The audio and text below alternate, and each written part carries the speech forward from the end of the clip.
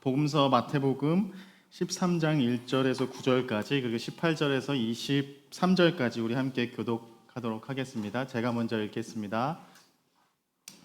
그날 예수께서 집에서 나오셔서 바닷가에 앉으셨다.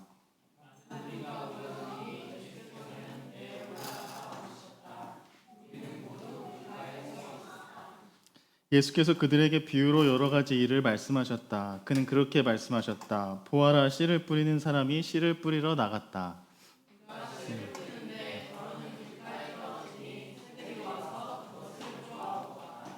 또 더러는 흙이 많지 않은 돌짝밭에 떨어지니 흙이 깊지 않아서 싹은 곧 났지만 또 더러는 가시덤불에 떨어지니 가시덤불이 자라서 그 기운을 막았다.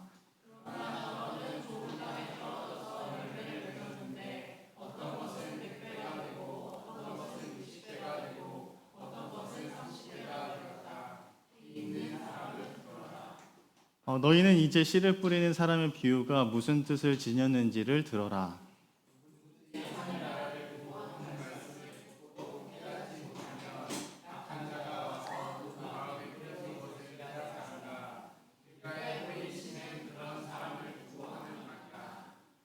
또 돌짝밭에 뿌린 씨는 이런 사람이다. 그는 말씀을 듣고 곧 기쁘게 받아들이기는 하지만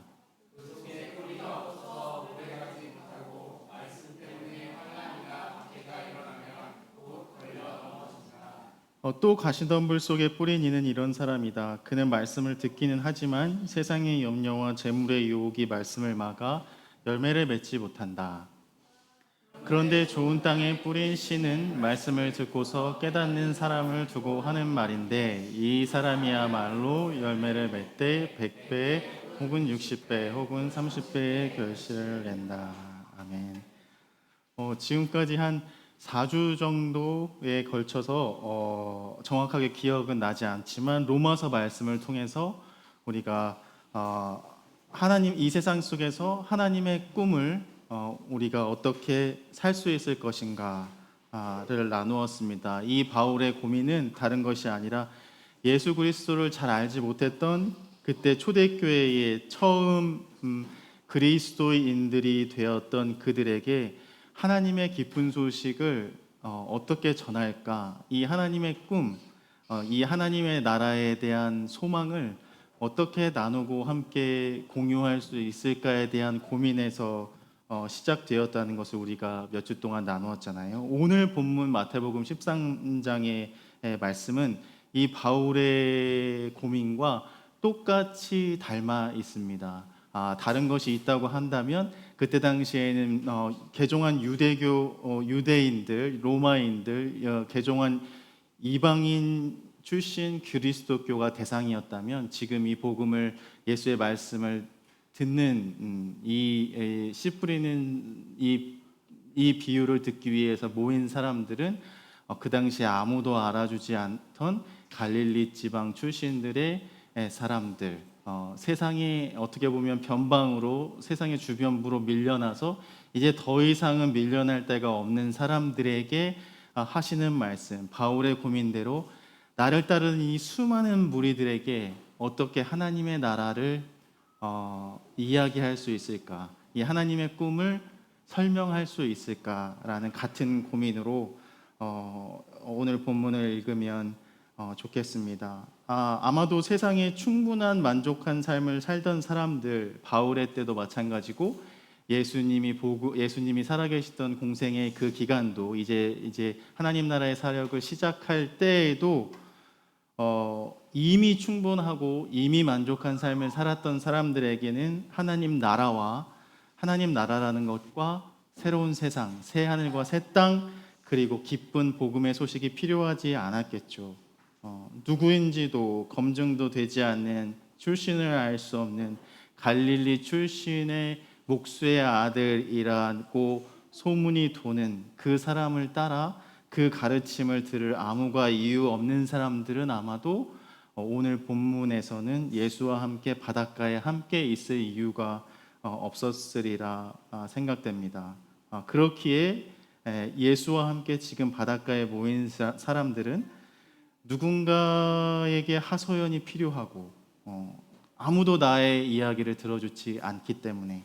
그래서 너무 억울해서 눈물이 나고, 너무 억울해서 화가 나고, 기댈 어깨가 필요한 사람들, 세상에서는 아무도 관심 가져주지 않는 사람들에게 말씀한 마태복음 16장에서부터 이어지는 하나님 나라의 비유, 7가지의 비유 중에 하나님 나라는 이런 것입니다.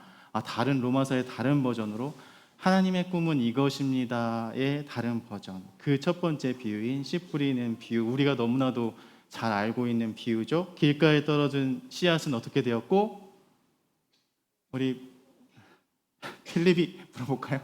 길가에 우리 교회학교 친구들은 저쪽에서 우리 순우름에서 이 내용 갖고 예배 드리고 왔거든요. 길가에 떨어진 씨앗은 새들이 쪼아 먹었고, 깊지 않은 흙에 떨어진 씨앗은 강한 햇볕에 그 뿌리가 죽어서 말라버렸고, 가시덤불에 떨어진 씨앗은 기운이 막혀서 잘 자라지 못하고, 좋은 땅에 떨어진 씨앗 30배, 60배, 100배의 결실을 맺었다라는 그 이야기를 가지고 나눴고요.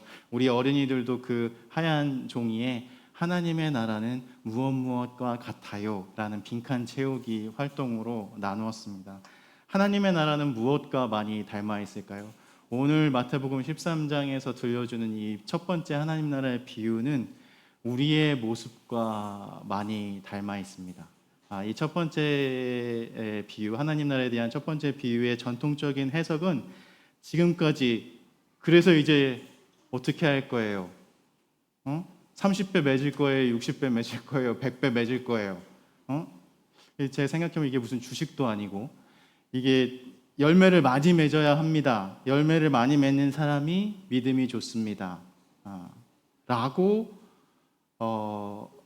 되게 죄송하고 미안한 얘기지만 많은 교회들에서 그렇게 설교하고 나눠왔던 것 같아요. 하지만 제가 생각하기엔 오늘 이 마태복음 13장에 해야 하는 첫 번째 하나님 나라의 씨 뿌리는 비유는 이 내용은 그러한 전통적인 해석이나 설교와는 사실 거리가 많이 멀어 보입니다.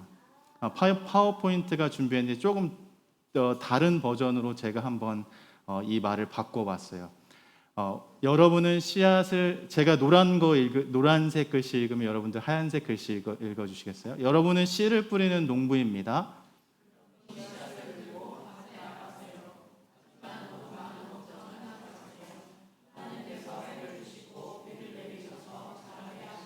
네, 두 번째, 여러분은 씨앗입니다.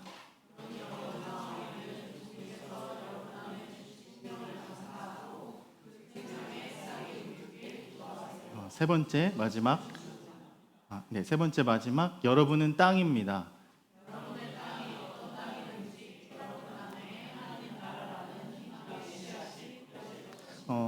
이러한 이해와 이러한 해석이 오늘 마태복음 13장을 통해서 마태복음을 기록한 기자가 예수님의 그 비유를 듣고 오랜 시간 고민한 후에 이 말씀을 통해서 예수님이 무엇을 이야기하려고 했을까를 생각해 본다면, 여러분은 이제 좋은 씨앗이 되어야 합니다. 30배, 60배, 100배 결실을 맺어야 여러분의 삶은 복된 삶입니다. 축복받은 삶입니다. 그렇게 나가서 믿음을 가지고 살아야 합니다랑은 조금 거리가 있어 보입니다. 오히려 우리에게도 꿈이 있습니다. 우리 각자에게도 꿈이 있습니다. 우리가 가진 그 꿈들은 서로가 다 다를 수 있습니다. 좋은 꿈이라고, 어떤 꿈이 좋은 꿈이라고 얘기할 수 없고, 어떠한 꿈이 나쁜 꿈이라고 얘기할 수 있습니다. 우리가 여기 모인 가장 나이 어린 어린아이가 가진 꿈부터 가장 어르신이 가진 꿈까지, 그 꿈은 너무나도 소중합니다. 그러나 분명한 것은 우리가 살아가는 세상이 바라고 추구하는 그 꿈이 있고 하나님의 꿈이 있습니다. 그 어느 꿈도 잘못되었다, 꿈이 크다 작다 이야기할 수 있지만, 사실 조금 더 깊이 생각해 보면 세상의 꿈의 초점은 그 세상의 꿈과 행복을 누릴 스스로의 가치를 증명해 보라고, 30배, 60배, 100배의 결실을 맺을 수 있겠느냐고 끊임없이 이야기하고 있는 것 같지만, 사실 하나님의 꿈은 그런 합리적이고 이상적인 세상의 계산법과는 달리 세상의 법과 가치와는 멀어 보입니다. 그러니 이제 그 바닷가의 해변에 예수님께 모인 그 무리들에게 하시는 말씀을 이제 여러분은 예수 그리스도의 가르침을 듣고 내 말을 듣고 하나님의 꿈대로 살아가려고 모인 사람이라고 저는 생각합니다. 그러니 이제 그 하나님의 꿈을 위해 살기로 한 사람들, 여러분 각자에게 주신 그리스도인들이라 불리는 그 사람들에게 각자의 바르게 바라시는 것은 다른 것이 아니라 우리가 하나님 나라의 씨앗임을 깨닫고 그 성령의 은사, 우리가 로마서에서 함께 나눴던 것처럼 각자에게 하나님의 선물과 은사로 주신 그 고유한 선물들을, 은살들을 심기워지는 일이, 그 씨앗이 되어 하나님 나라의 씨앗이 되어 심기워지는 일이 중요합니다. 혹 땅에 떨어져서 죽지 않을까? 새가 와서 먹어버리지는 않을까? 내 삶을 가로막고 있는 여러 가지 어려움과 걱정, 가시덤불 때문에 내 삶이 크게 풍요해지거나 충만해지거나 복을 누리지 못하게 되는 것은 아닐까?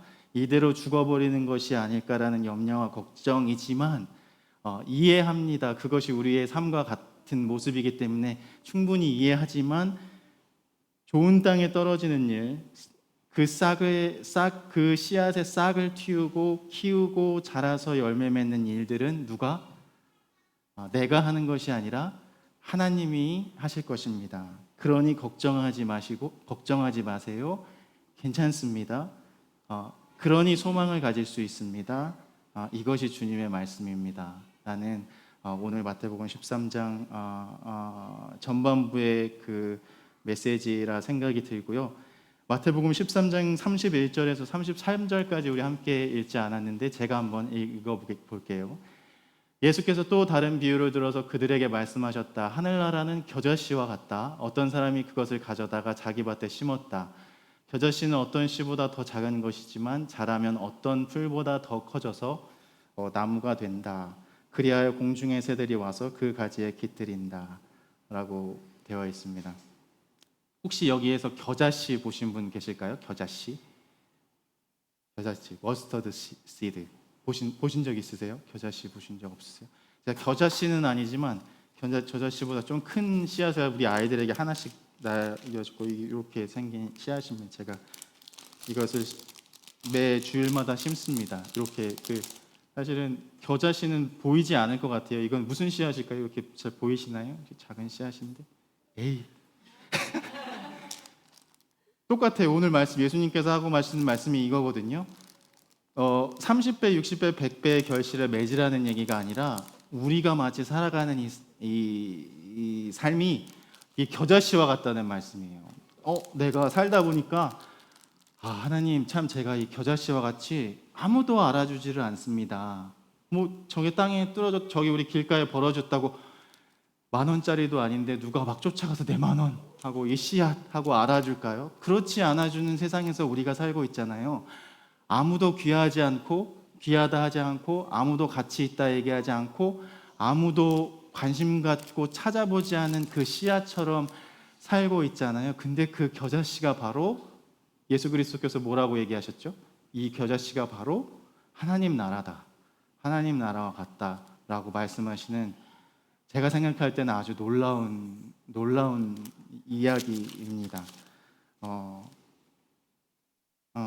그 당시 사람들이 가장 알기 쉽고 이해하기 쉬운 비유로, 왜냐하면 그 당시 갈릴리 지역의 그 학자들의 연구로는 이 겨잣꽃들이 많이 볼 수 있었다고 해요. 그래서 다른 어떤 곳에서 하나님 나라와 하나님의 꿈을 찾지 마세요. 여러분들이 이 들판에 펼쳐진 이 겨잣꽃처럼 여러분들 그렇게 사회에서 세상에서 그렇게 취급받고 아무도 거들떠 보지 않는 것처럼 살아가서 마음이 상하고 상처받을 때가 많잖아요. 그러나 그 겨자씨가 바로 여러분이고 마치 그 겨자씨 같은 여러분들이 하나님 나라입니다. 그러니 이 겨자씨가 하나님 나라와 같다라고 말씀하실 때 아마도 그 예수님과 함께 해변에 모였던 무리들은 혹시 이 하나님 나라의 비유가 나를 말씀하시는 건가? 나를 이야기하는 거라고 혹 생각했을 수도 있고 예수의 의도도 이렇게 이해하길 바라면서 이 비유를 나누셨을 그 가능성이 매우 크다고 생각합니다. 맞아. 예수께서는 이런 무리들에게 너희 생각이 맞아.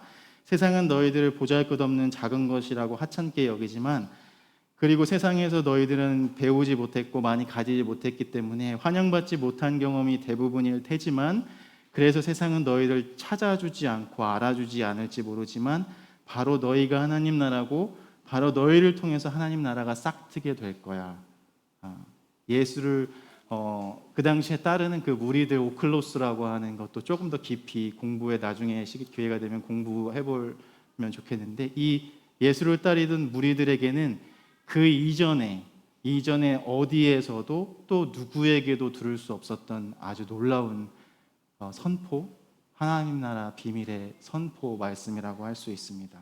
세상은 너희가 가진 숫자가 너무 적다고 약하다고 그것으로는 이제 아무것도 할 수 없다고 이야기하지만 겨자씨같이 작은 여러분이 시작한 하나님 나라의 운동은 조용하지만 보이지 않지만 놀라운 생명력을 가지고 있습니다. 사실 저 씨앗 얘기하려다가 저 씨앗이 보리 씨앗인데 제가 저것을 심는 이유는 우리 봄이 소화 능력 촉진을 위해서 제가 저걸 매주 심고 있거든요. 그 씨앗을 심을 때마다 제가 의심해요. 이 씨앗이 자랄까? 왜냐하면 실패의 경험이 있기 때문에.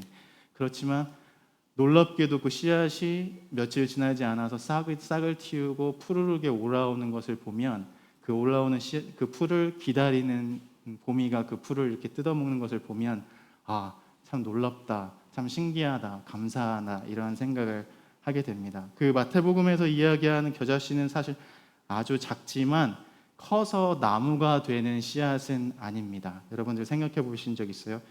제가 좀 찾아보니까 식물학적으로 이 겨자씨는 목본이 아니라 초본이라고 해요. 이게 무슨 말일까요? 나무가 아니라 풀, 겨자씨는 큰 나무가 된다고 성경에는 기록되어 있지만 풀이라는 이야기예요. 목사님 뭐 그 나무, 겨자씨가 나무가 되는 것이 풀이 되는 것이 중요합니까? 제가 생각해 보니까 좀 중요한 것 같아요. 왜냐하면 겨자씨는 아무리 크게 자라도 2m를 넘지 않는 들풀이라고 해요. 그래서 지금 예수 그리스도의 말씀은 이 겨자씨가 커서 세상에서 가장 높고 크고 아름다운 나무가 될 거라고 약속하고 이 말씀을 들려주시는 것이 아니라 예수께서는 이미 이 겨자씨가 풀씨라는 것을 알고 있었고 이 겨자씨의 비유를 듣는 그 갈릴리 사람들도 그 예수와 함께 모인 사람들도 이것이 풀씨라는 것을 알고 있었습니다. 그 의미는 이 겨자씨는 자라서 겨자풀이 되고 정원에서 귀하게 가꾸어지거나 키워지거나 보관할 만큼 그렇게 귀하고 중요한 풀이 아니었다는 이야기예요.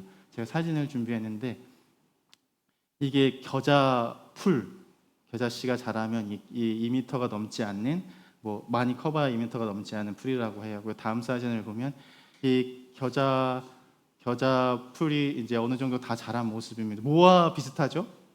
유채꽃과 비슷하죠. 그래서 제가 캐나다에도 이 까놀라라고 하는 유채가 특히 제가 있었던 그 사스카추안주에 많이 피거든요.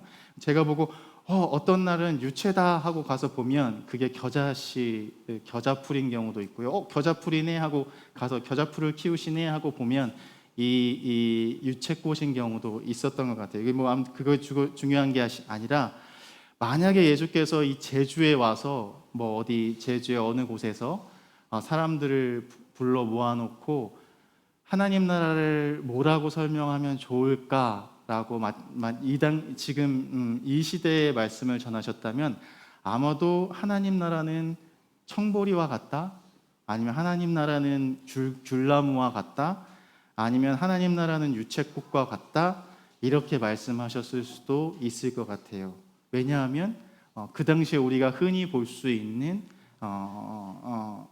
그러한 비유, 잘 이해할 수 있는 비유였기 때문에. 그래서 예수님께서 하시고 싶은 말씀은 세상 가장 큰 나무 로마라고, 그 가장 큰 나무를 로마라고 한번 로마 제국이라고 생각해 보았어요. 그 로마가 평화를 가져온다라는 말을 듣고 귀에 못이 박히도록 듣고 살았던 사람들에게 하지만 그 로마의 평화는 누구나가 알듯이 그 로마의 폭력과 힘과 착취로 이룬 평화였고 그런 제국의 질서였었던 것처럼 이제 내가 꿈꾸는 하나님의 나라는 하늘을 찌를 듯 홀로 우뚝 서 혼자 살아가는 거대한 나무는 그러한 꿈은 나라는 없습니다.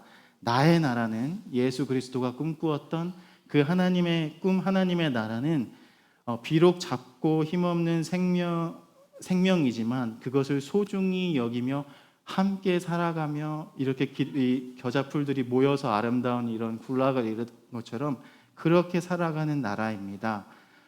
이 로마의 세상과 같이 작고 힘없는 생명을 아래에 두고 복종하게 해서 지배하며 살아가는 나라와 같지 않습니다.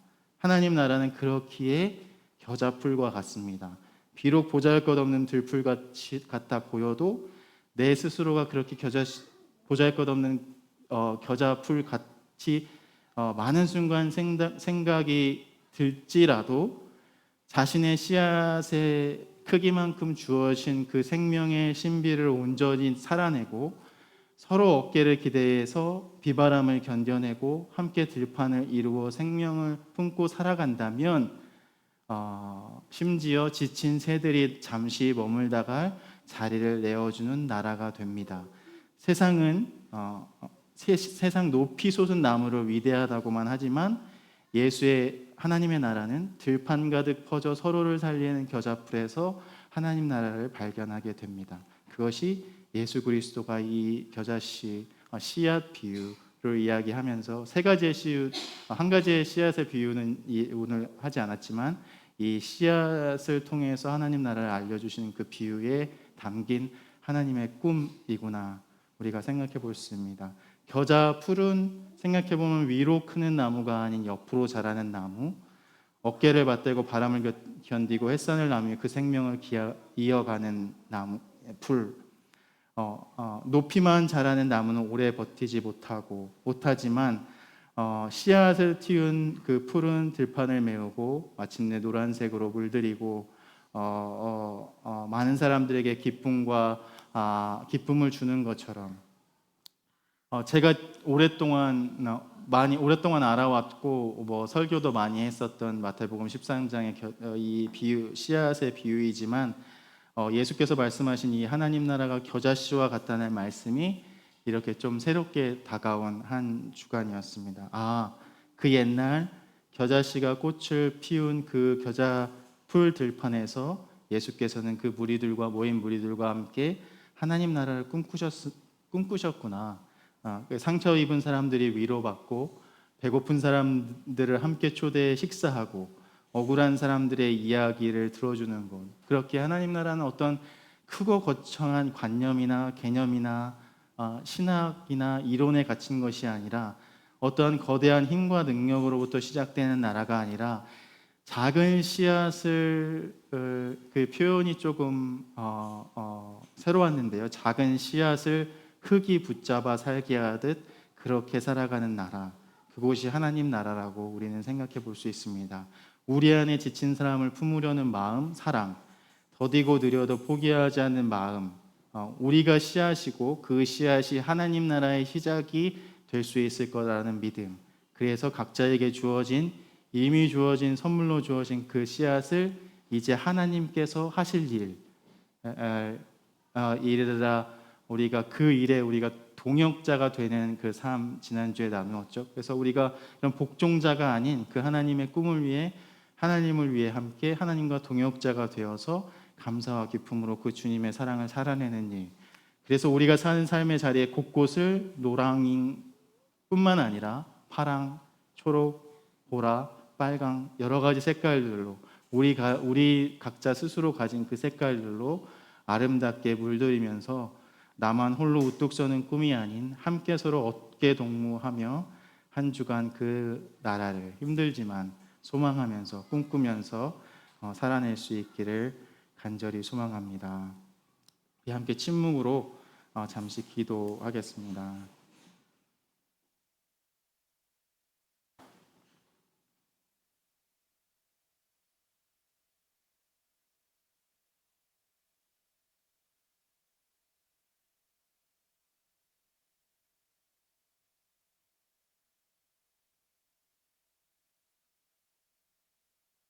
그래 백합화와 참새에도 먹이시는 하나님, 가난한 이들의 신음과 빠듯한 가계부 개선을 버거워하는 이들의 한숨을 들으시는 주님, 주식시장의 숫자가 출렁이고 집값과 전셋값이 오르내릴 때 우리의 마음도 함께 흔들리는 것이 또한 사실입니다. 누군가는 그 틈에서 기회를 찾곤 하지만 누군가는 월세와 빚, 어떻게 살아갈 하루하루의 걱정에 잠을 이루지 못하는 이웃들도 있습니다. 누군가엔 그 변동성이 이익이 되지만 가장 약한 이들에게는 긴박하고 커다란 충격이 되기도 합니다. 더 많이 가져야 안심할 수 있다는 마음을 내려놓고 이 시간 주님의 말씀을 통해 계산보다는 돌봄을, 경쟁보다는 나눔을, 이익보다는 생명을 선택하는 우리가 되기를 원합니다. 밥이 없어서 배고픔이 아니라 말씀하셨습니다. 물이 없어서 목마른 것이 아니라 말씀하셨습니다. 이 세상 누구도 가난 때문에 밀려나지 않고 서로의 곁을 지켜주며 살아가는 하나님의 집에 그 하나님 나라의 경제가 이 땅에 이루어지기를 간절히 소망합니다. 모든 생명이 저마다의 그 생명으로 살아가기를 바라시는 하나님, 축제의 거리로 향하던 발걸음이 폭력 앞에 멈추고 사랑을 드러낸 사람들이 두려움 속에서 흩어진 오늘의 현실을 슬퍼합니다. 누군가의 성별과 사랑, 피부색과 출신, 장애와 신념이 혐오와 실제적인 위협이 되고 있는 우리 사회의 모습이 참 아픕니다. 혐오의 말이 칼이 되고 편견이 폭력이 되어 우리 사회의 가장 약한 이들의 삶을 위협하고 있습니다. 다름을 위험이라 부르고 서로의 선을 긋고 그것을 심지어 죄라고 말하기도 합니다. 주님, 상처 있고 두려움에 갇힌 이들의 곁에 누구보다 함께 하시고 손을 잡아주신 주님의 사랑이 이 세상의 그 어떤 두려움, 상처, 아픔, 갈등을 이김을 믿습니다. 우리가 이제 이 사랑을 말로만 이야기하지 않게 하시고 그 사랑을 살아서 사랑이 되기를 간절히 바랍니다. 일본 규슈 남부에서 규모 7.0 전후의 강진이 발생했습니다. 많은 건물이 붕괴되고 도로가 파괴되었습니다. 구조 작업이 폭염 속에서 아직도 계속 진행되고 있습니다. 그리스 아테네 북서부에서 지역 강풍을 타고 산불이 급속히 확산되어 여러 마을에 대피령이 내려졌고 주택과 산림이 큰 피해를 입었습니다. 프랑스에서는 진화됐던 산불이 진화되는 듯 싶었지만 다시 번지기 시작하여 약 2,500명의 주민이 긴급 대피했습니다. 베네수엘라의 지진 피해 속 여파가 아직도 계속되고 있습니다. 국제 구조대는 대부분 철수했다고 합니다. 하지만 아직도 많은 주민들이 임시 거처에서 생활하고 있으며 복구와 구호가 충분히 이루어지지 못하고 있다고 합니다. 이 여름을 견디는 모든 생명이 당신 안에서 참 쉼을 가질 수 있게 되기를 소망합니다. 당신이 창조한 생명이 있는 이 세상 곳곳마다 주님의 숨과 사랑, 평화, 사랑의 능력이 넘쳐나기를, 이 세상 가장 어려운 순간들도 우리가 하나님의 꿈을 가지고 감사와 기쁨으로 살아내기를 간절히 소망합니다. 우리 공동체 안에 약한 지체에 있습니다. 몸이 아파 힘들어 우리의 기도가 간절히 아침 저녁으로 이어지고 있습니다. 주님, 우리가 할 수 있는 것이 아무것도 없다 생각될지라도 하나님께서 주실 그 위로와 회복, 치유를 소망합니다. 또한 이 무더운 여름 속에서 방학을 시작한 우리의 자녀들도 있습니다. 그 자녀들이 무더운 계절을 기쁘고 즐겁고 행복한 계절로 살아내게 하시고 무엇보다 예수 그리스도의 사랑을 날마다 느끼며 또 그 사랑을 함께 나누며 그 사랑을 배우며 자라나는 우리의 자녀들이 되기를 소망합니다. 이러한 간절한 우리의 소망을 담아 또한 주님께 봉헌한 손길들이 있습니다. 우리가 늘 드리는 기도처럼 많은 것 가운데 드린 것 아니고 물고기 2마리와 떡 5개를 주님 앞에 가져왔던 그 아이의 마음으로 우리에게 주신 그 모든 것들에 감사하는 마음을 담아 드립니다. 우리의 삶의 기름과 쌀동이가 마르지 않게 항상 채우시고 넘치게 하시는 그 축복을 우리의 삶에서 항상 경험하게 하시고 우리가 또한 우리도 밥이 되어 우리도 기름이 되어 세상에 아픈 이들을 위로하고 그들과 함께 살아가는 일에 부끄럽지 않게 인도하옵소서. 이 모든 기도와 소원을 담아 주님 가르쳐 주신 기도 함께 드리겠습니다. 하늘에 계신 우리 아버지여, 이름이 거룩히 여김을 받으시오며 나라가 임하시오며 뜻이 하늘에서 이루어진 것 같이 땅에서도 이루어지이다. 오늘 우리에게 일용할 양식을 주시옵고 우리가 죄를 사하여 준 것 같이 우리의 죄를 사하여 주시옵고 우리를 시험에 들게 하지 마시옵고 다만 악에서 구하시옵소서. 나라와 권세와 영광이 아버지께 영원히 있사옵나이다. 아멘. 우리 반가운 얼굴들이 있습니다. 우리 오랜만에 우리 강훈 형제하고 김수진 또 여기 수진 자매가 왔는데요. 되게 오래간만에 봐서 너무나도 반갑게 예배해서 또 예배의 기쁨이 더 배가 된 것 같아요. 근데 우리가 이렇게 훈 형제, 수진 자매 얼굴만 봐서 또 기쁜 것이 아니라 이미 다 알고 계시죠? 모르는 것처럼 앉아 계시네요. 다 알고 계시는. 이게 둘이 아니라 셋이 왔습니다. 하나님께서 귀한 생명을 뱃속에 주셔서 우리 또 12주 지났죠. 이제 더 뭐 매일매일 하루가 다르게 무럭무럭 잘 크고 있으리라 생각되는데 하나님께 또 새 가족 또 뱃속에 있는 생명과 함께 우리 예배 함께 하게 되어서 너무나도 기쁘고 감사하고 또 축복할 일이라 생각됩니다. 그래서 우리가 작은 케이크를 준비했습니다. 그 작은 케이크를 준비했는데요. 아직 이게 우리 뱃속에 있는 혹시 태명이 있어요? 아직 태명은 없어요? 있어요? 태명이 뭐예요? 뽀기. 우리 뽀기가 처음 나오는 예배는 아니죠? 그냥 아직 첫 예배예요. 그러니까 우리 교회에서는 또 어쨌든 우리 맨 처음 나온 예배고 함께 드리는 예배라 그 기념하면서 우리 결이가 뒤에서 지금 불을 켜서 케이크 가져오고 있는데 우리 뭐 거의 대표 주제곡이 되었던 너는 꽃이야 함께 찬양하면서 축복하는 시간 갖겠습니다. 우리 축복하겠습니다. 우리 교회학교 친구들 또 율동하시는 분들 함께 율동하시면서 찬양하고 축복하며 찬양하겠습니다.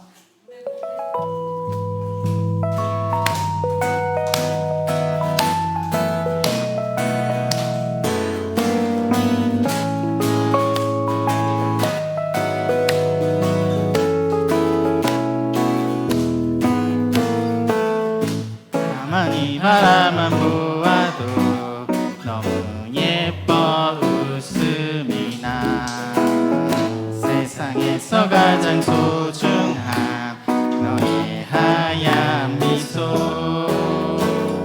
하나님께서 너무 기쁘시네 하나님께서 너무 좋으시네 너의 손을 잡고 함께 걷고 싶으시네 너는 꽃이야 햇살이야 그녀만 반짝반짝 빛나는 별이야 너는 꽃이야 햇살이야 매일매일 예쁜 너야 너는 자유해 널 기대해 너나 귀하고 너무나 사랑해 늘 축복해 늘 기도해 오늘도 내일도 사랑해. 네, 축복합니다.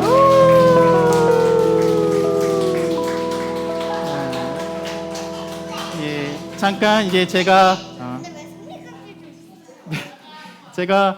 우리 훈 또 수진 가정 그리고 새 우리 아이 우리 뽀기를 위해서 잠깐 우리 축복 기도 드리겠습니다. 너무 참 고마우신 하나님, 임신의 첫 12주를 지나며 기쁨과 설렘뿐 아니라 걱정과 긴장도 있었을 그 시간들을 주님께서 함께 걸어와 주셨음을 너무 감사드립니다. 앞으로의 모든 날에도 우리 강훈 김수진 가정에 주신 아기가 주님의 품 안에서 건강하게 무럭무럭 자라기를 이 시간 축복하며 기도합니다. 무엇보다도 주님의 손으로 돌보아 주시며 주의 사랑 안에 자라나기를 기도합니다. 그 무엇보다 귀하고 아름다운 작은 생명이 태어나기 전부터 하나님의 사랑을 충만하게 경험하며 축복받는 자녀로 존재로 자라나게 하시고 특별히 부모가 될 이제 두 사람에게도 주님의 마음과 지혜와 용기 그리고 서로를 향한 깊은 사랑을 더하여 주시기를 기도드립니다. 참 기쁜 소식 주심에 감사드리며 예수 그리스도의 이름으로 기도드립니다. 아멘. 네, 참 감사합니다. 네, 이제 우리 파송 우리 응답 찬양 함께 드리고 우리 축복하고 예배를 마치겠습니다. 우리 찬송가 88장 우리 드리겠습니다. 내 진정 사모하는.